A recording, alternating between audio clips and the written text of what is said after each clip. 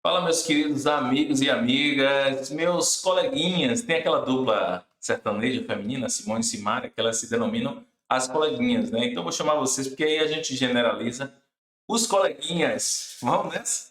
Vamos dar uma esquentada, vamos continuar o nosso estudo, vamos continuar o nosso aprendizado. E a nossa aula de hoje, a gente vai falar sobre um tema muito bacana, que ele está em apenas um artigo da CLT, que é o artigo 813, e lá a gente vai aprender sobre o horário, local e duração das audiências, que está determinado nesse artigo.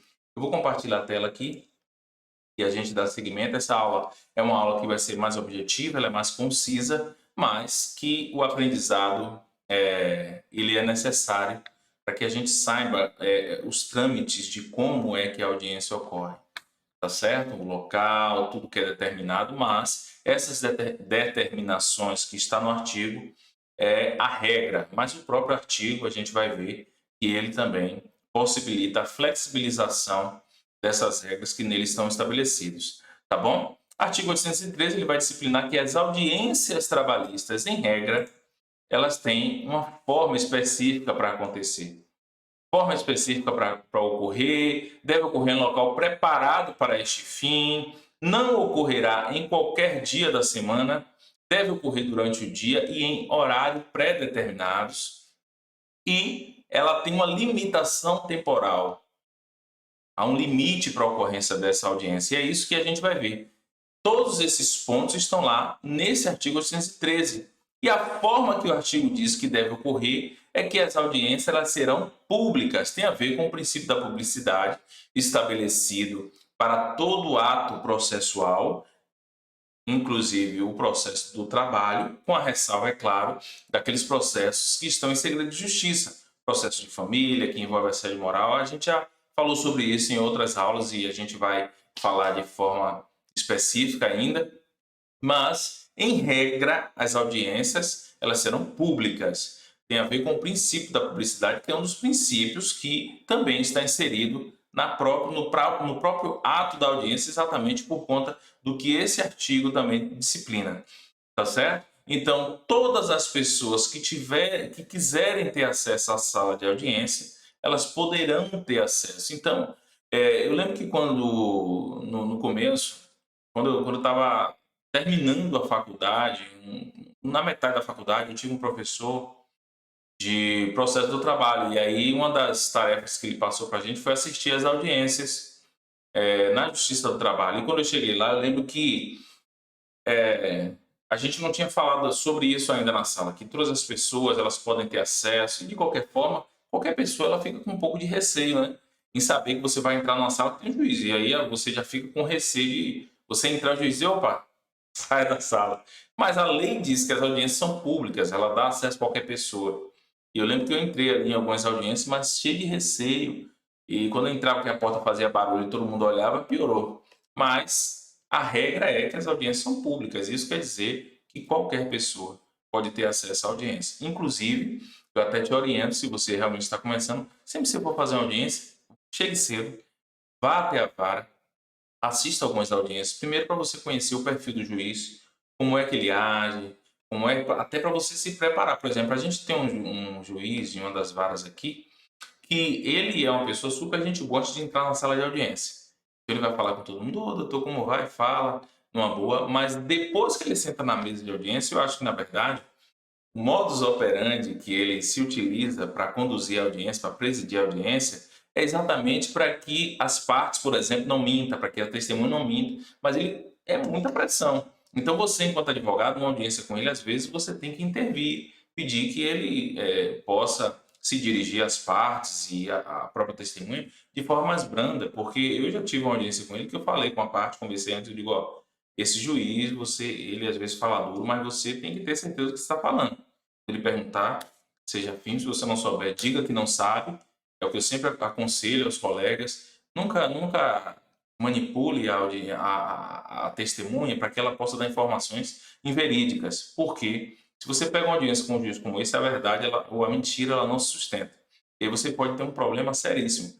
Então, eu cheguei para essa testemunha e falei: ó, fiz as perguntas, ele me respondeu tudo. Eu sei, tá? Eu digo: então pronto, é isso aí. O que você não souber, não precisa tentar querer ajudar nem nada. Não sei, porque às vezes você pode achar que está ajudando e muito pelo contrário, você vai estar piorando a situação, tá certo? Então você não está aqui para mentir, você está aqui para dizer aquilo que você sabe. Então eu vou te chamar, ainda digo a ordem que eu vou chamar, você vai ser o primeiro, então você vai ser o segundo, eu vou chamar, e quando você sentar lá, você só procura ouvir direito o que o juiz está perguntando e responder exatamente de acordo com a pergunta que foi feita, para você não responder algo, uma outra coisa que não foi perguntada, tá certo?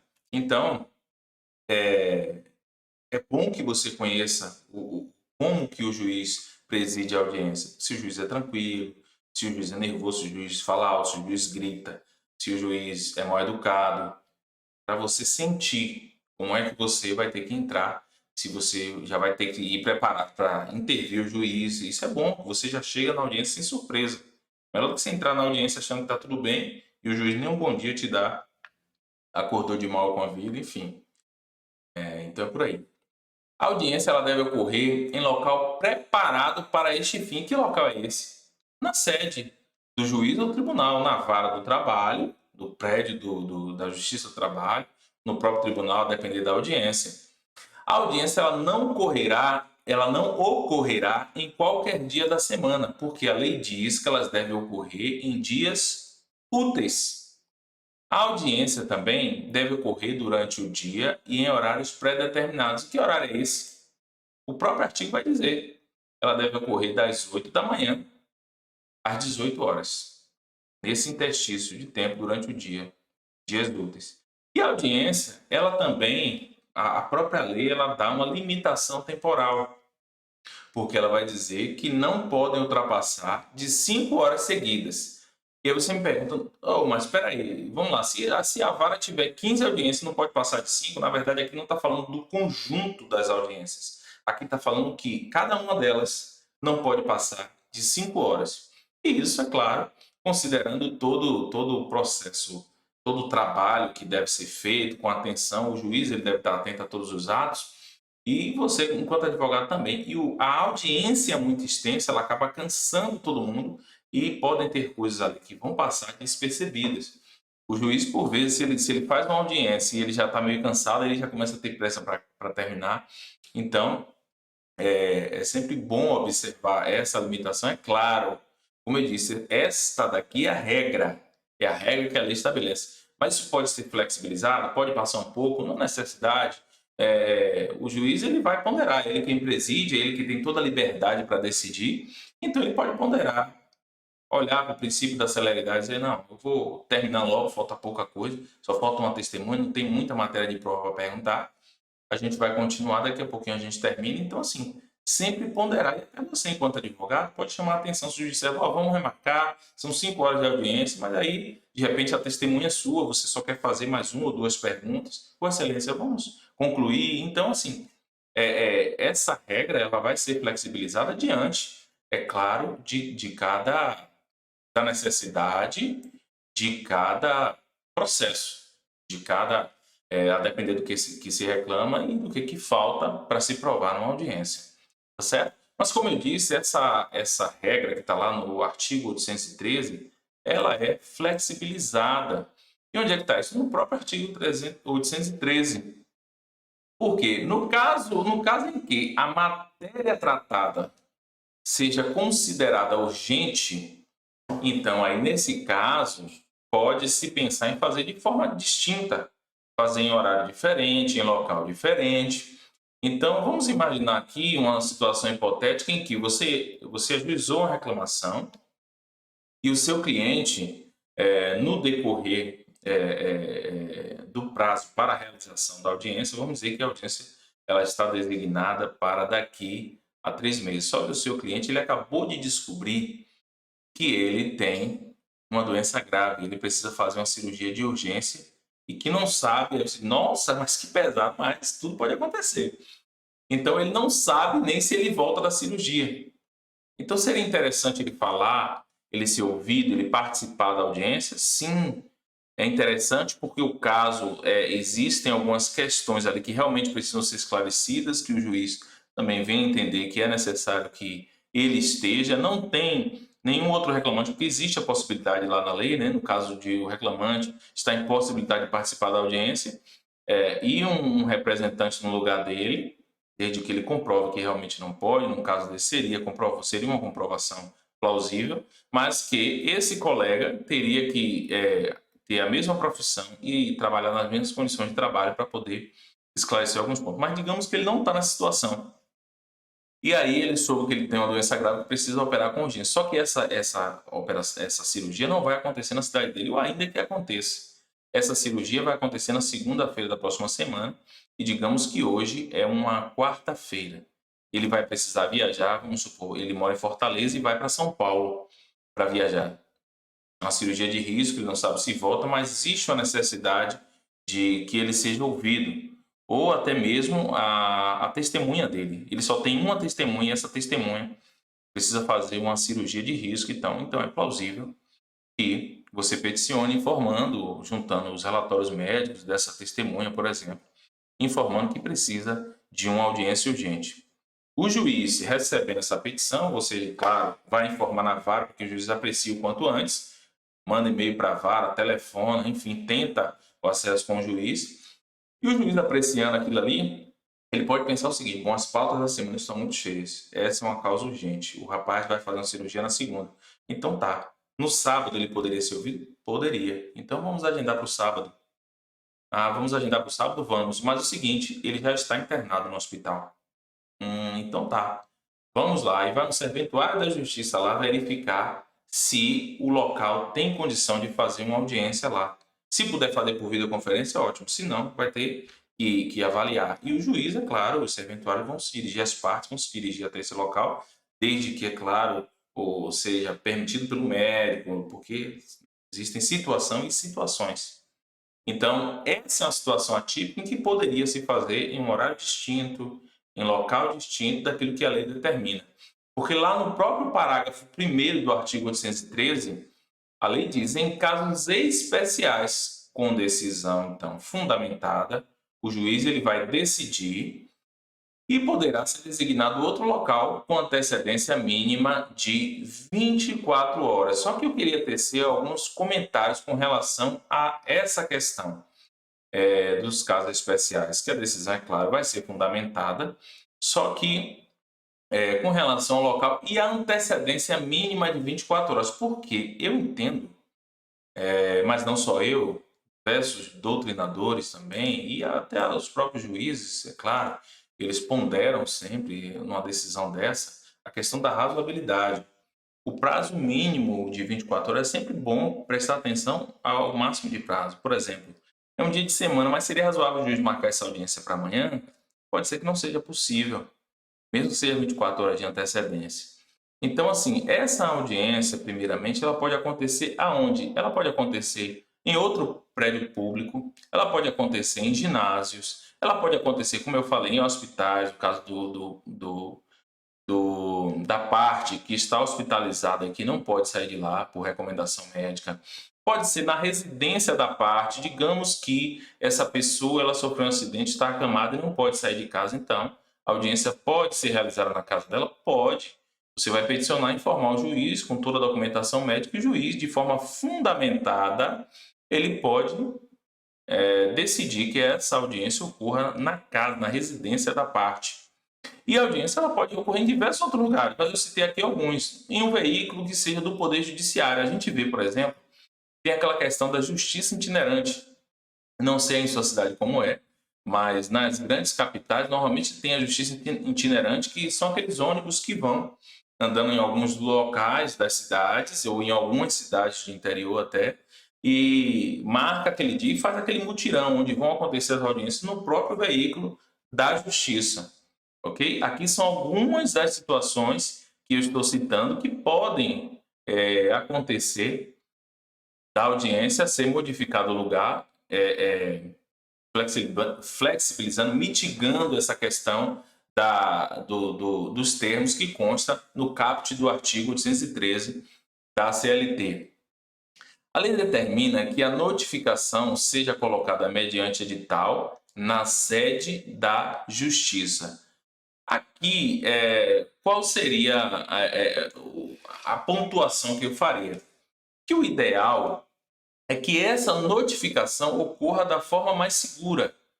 Para que isso? Para evitar arguição de nulidade ou de cerceamento de defesa por qualquer das partes. Então, é claro que a parte, uma vez notificada, ela precisa ter tempo de, por exemplo, o advogado soube de comunicar ao cliente, de se programar para estar ali. Talvez a parte esteja viajando, aí se coloca no edital essa parte, a parte, talvez o advogado não tenha tempo de comunicar a parte e tantas outras coisas que podem acontecer.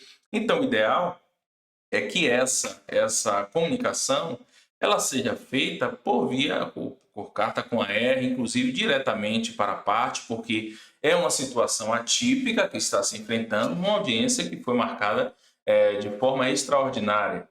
Então, sendo assim, todos os cuidados para a ciência das partes eles devem ser tomados, embora a gente pense o seguinte, mas a lei diz que era um prazo mínimo de 24 horas, se foi 24 horas, está tudo certo. É assim, eu penso que não é razoável. Não é razoável. Mas, claro, se comunicou, as partes conseguiram ter ciência de que o ato vai acontecer e nenhuma delas se abstiveram de participar do ato, sem problema, show de bola. Mas se uma parte, por exemplo, não pode, então há que se ponderar, não pode se estabelecer algo e achar que a parte tem que dar um jeito de comparecer, porque existem diversas situações. A parte pode nem estar na cidade, e às vezes numa cidade longe, até ela conseguir chegar, não dê tempo de participar do ato da audiência. Então, essa comunicação, eu sempre penso que ela deva ser da forma mais clara possível, por e-mail, para que a parte confirme. Inclusive agora, né, teve uma nova lei, eu estava vendo hoje, que data é hoje? Dia 28/8/2021, a data que eu estou gravando essa aula aqui. E tem uma lei nova que vai ser aprovada agora. Me parece que vai ser aprovada agora. Eu vi por alto, alguém comentou nas redes sociais, que as comunicações de citação e intimação, elas serão feitas prioritariamente, tá ok? Prioritariamente por comunicado eletrônico, ou seja, por e-mail. Sendo que a parte que receber lá, ela tem um prazo, se eu não me engano, de até 3 dias. Eu vi agora há pouco, ainda não li o teor todo da lei, o projeto de lei, na verdade, não vi nem se realmente já foi aprovado, se está para aprovar, mas é uma dessas coisas que está para acontecer. E lá diz que a prioridade é que as citações sejam feitas por e-mail, sendo que a parte vai receber e vai ter uma forma lá dela responder, confirmando que recebeu. Se ela não responder, existem algumas penalidades. De repente, a gente vai trazer isso aqui numa aula específica falando sobre esse tema, porque isso vai refletir nas questões do processo comum, mas também no processo do trabalho, ou seja, quem trabalha para a empresa, por exemplo, é bom que já deixe o cadastro na justiça, né? Informe o seu cliente para que ele tenha um e-mail no qual ele todos os dias possa olhar e ter acesso, para que possa cadastrar na justiça, porque se ele sofrer qualquer demanda, seja na seara comum, seja na justiça do trabalho, em qualquer outro lugar, ele possa ser notificado, ele possa tomar ciência da demanda, certo? Inclusive tem algumas penalidades até para a pessoa não se esquivar e dizer que não recebeu. Então, exatamente porque o e-mail você abre em qualquer lugar, exatamente para evitar essa questão das arguições de nulidade de citação, porque a carta com a chegou lá e a pessoa se nega a receber, ninguém recebe, diz que não está mais ali e tantas outras coisas que acontecem. Então, assim, a gente tem que trabalhar para que essas coisas possam acontecer de forma fidedigna. A parte de ter um advogado, então, o conselho é claro que a notificação seja publicada no Diário Oficial, para que o advogado tome ciência e ele dê um jeito de comunicar com a parte. Embora, assim, eu penso sempre que a justiça, nesses casos extraordinários, deve tomar todo cuidado, notificar, botar no Diário Oficial, mas também tentar, de certa forma, se tem lá hoje, por exemplo, o CPC determina que a petição inicial ela deve ter endereço de e-mail. Então, pronto. Endereço de e-mail eu sempre boto na minha reclamação também. Você também deve botar. porque na verdade assim, a CLT não diz, mas o CPC diz que deve ter endereço de e-mail. Então você coloca lá o endereço de e-mail da parte, porque o juízo ele pode mandar notificar por e-mail, num caso desse, por exemplo. Não tendo a parte de advogado, que seja feita pessoalmente por carta com AR. Como eu falei, vai ser também por e-mail, em um futuro breve. E, por fim, que seja feita também com uma antecedência maior que as 24 horas, porque ela diz assim, com antecedência mínima de 24 horas. Então, eu sempre acrescento que o ideal realmente é que seja com pelo menos 5 dias, que é aquele prazo de lei até para que a empresa possa apresentar defesa. Mas se não der, de repente, uns 3 dias é razoável? É. Mas 24 horas é realmente o mínimo do mínimo para a ocorrência de um ato como uma audiência que foi designada e que vai acontecer de forma extraordinária, entende? E para a gente encerrar essa aula, como eu falei, essa aula era um pouco mais curta, eu trago aqui para nosso conhecimento prático que as partes elas podem também, como um acordo, solicitar ao juiz que possa designar a audiência, por exemplo, em outro local, em horário diverso, determinado em lei, ou mesmo em dia que não seja útil, sendo essa uma das exceções da audiência, desde que, é claro, o juiz também concorde. Isso porque, com base no artigo 6º e no artigo 190 do CPC, que fala sobre a necessidade de cooperação de todos. Então, se as partes entendem o seguinte, se você tem um problema desse, você chega para o advogado, doutor, será que a gente poderia solicitar que essa audiência fosse feita na residência do meu cliente, tendo em vista que ele tem um problema sério de saúde, ele está acamado, e ele não pode sair de casa? Então, o seu advogado aceitando, de comum acordo, você se peticione, informa ao juiz, o juiz concordando, nada impede que essa audiência ela possa acontecer nos parâmetros distintos daquilo que o caput do artigo 813 determina, tá bom? A gente fica por aqui e a gente se vê na próxima aula. Coleguinhas, tchau, tchau. Encerrando.